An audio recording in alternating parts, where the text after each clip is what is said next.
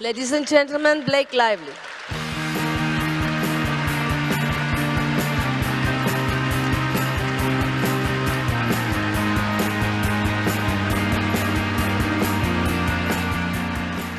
Thank you guys. Thank you, Salma. You are a role model in every facet of your life. She's the best mama and wife and leader and boss and producer and actress, and I want to be her every day. So thank you, Salma. And thank you to Variety for not only honoring and acknowledging women, but acknowledging the issues that we all need to be talking about. I'm just so grateful to be in the company of all of the women being honored here today.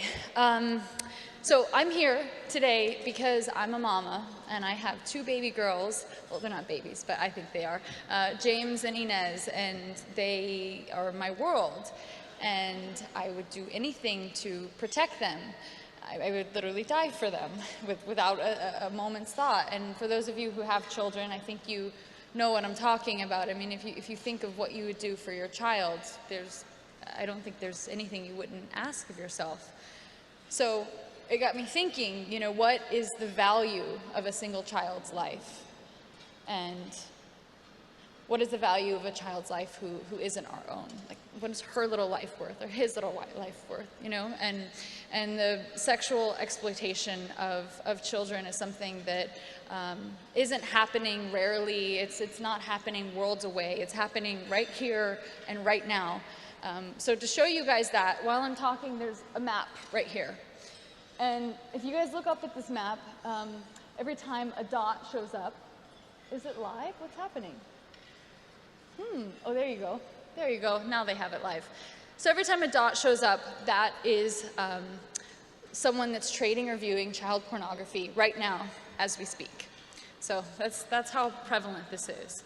And I didn't really know what child pornography was. We all sort of have an idea of it, and I was afraid to ask as a mother, because it would be very painful to hear.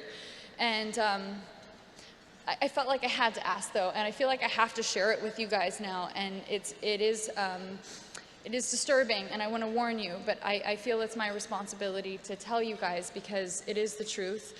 And I believe if we all knew this, we would dedicate much more of ourselves to stopping it.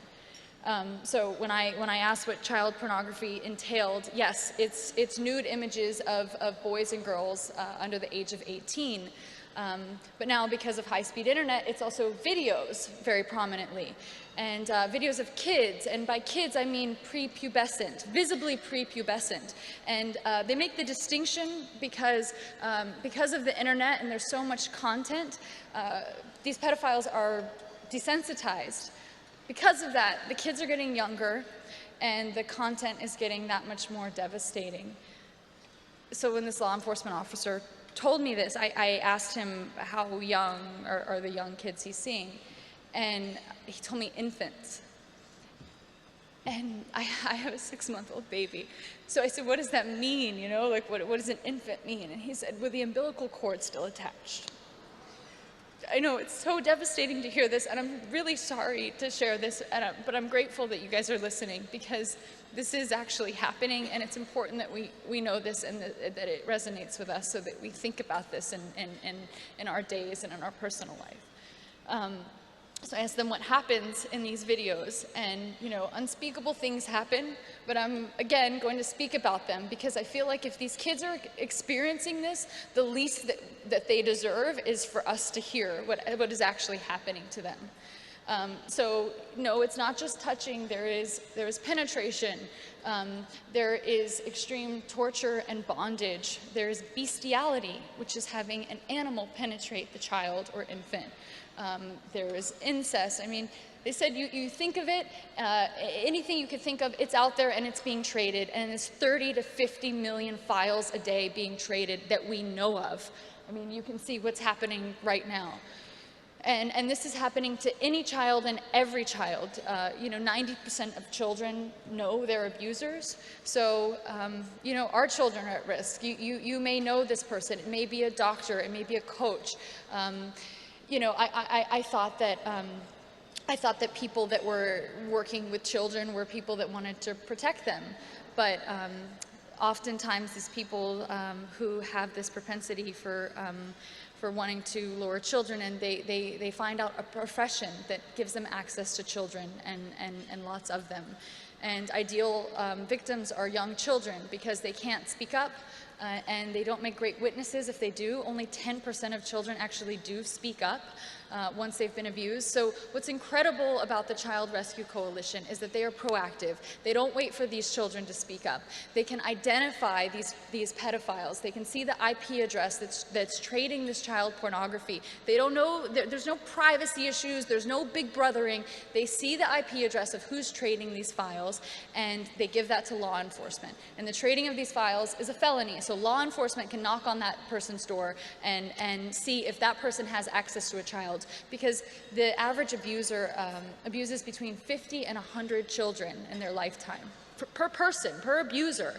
And the average person that views child pornography, between 55 and 90% of people viewing it are actually hands-on abusers or will become abusers.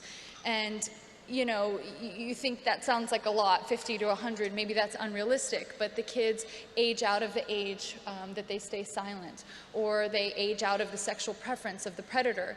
And I was told the story of an oncologist, a pediatric oncologist who was raping his children with cancer by the hundreds.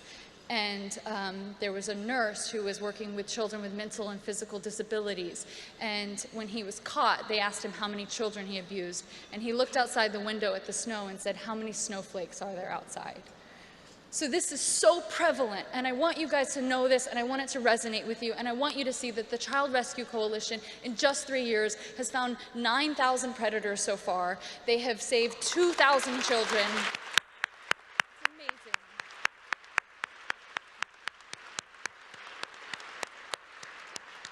And yes, they need donations. That's great, because then they can continue to make this tool free for law enforcement, but they also really need introductions, which is why I've been talking for way too long, and I'm very aware of that, and I'm sorry. But you guys are all very important and well-connected people, so this is my time to tell you, they need introductions. They need introductions to big companies. So for example, let's say, you know, because they have the IP address of all of these predators, they could give the IP address over to care.com or Uber, and if that person is filing for an application to work at this company, to become a nanny or a driver, they're immediately rejected because they've traded child pornography. Or if Comcast wants to receive their list of IP addresses, or any big internet service provider, they can block that content from being shared because they know what those files are. There are no privacy issues. They just block that illegal content. So why the hell are we not doing this? It makes no sense. We have to make these introductions. We have to help these kids. It doesn't infringe on anything legally. So I just encourage you, table 17, we have flyers with the list of companies that need introductions. So thank you to Carly Youst, who's here, the founder and CEO of the Child Rescue Coalition. She is the real hero, along with everybody at the coalition, Bill Wiltsey. Thank you to everybody protecting our children. They are the real heroes. And thank you to all of you who spent your afternoon sitting here, listening to all of us talk about these things that are really painful.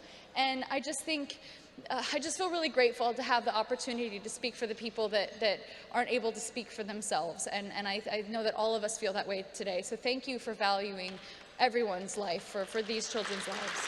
Thank you. Sorry for talking for so long.